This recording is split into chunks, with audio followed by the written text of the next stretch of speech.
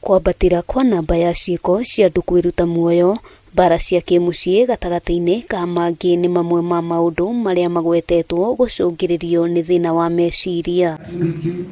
Kuringana na ataramu aria manyitanire na arutwo university-ini wa GITEC mwena wa Ruiru ni ati wagi wa motaro ma uria arutwo mabatie kung'ethanira na mathina matiganite niguo uracungiriria kuongerereka gwa thina wa meciria. Umwe wa maundu macio ni kwamba kumenya niki gitumaga thina wa meciria kaingi ukorwo ukinyita. Knowing where it is coming from ni undu mwega makiria.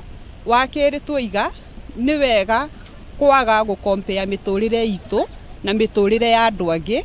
Ataramu ona kuri uguo mendekithitie kugia na mibango mikinyaniru sekta-ini ya githomo ya uria thina uyu unging'ethanirwo naguo itemi-ini ria gukinyaniria CIONEKI kuri arutwo aria marathomera kothi itiganite. Wa mbere ni kwitikira na maundu maria utangihota gucenjia ndukama force u niguo ndi and it cannot be another person.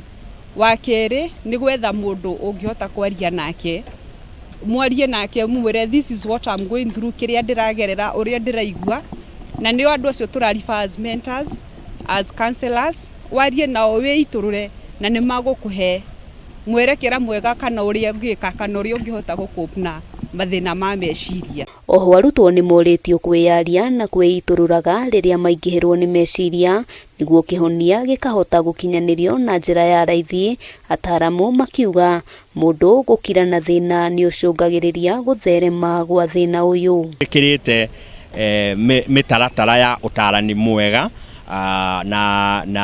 na ugima wa meciria thiini wa maundu maria tureka guku university tuge student welfare counseling kumatara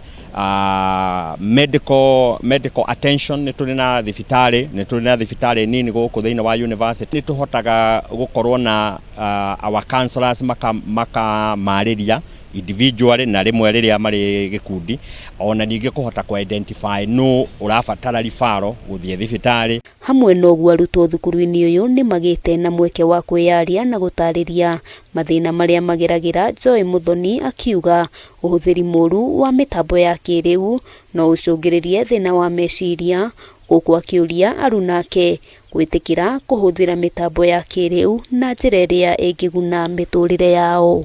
Positive side of social media is that it would expose you to job opportunities and also mental health. You can get websites that help you to cope with your mental health, but also on the other hand, there are websites that do not promote mental health.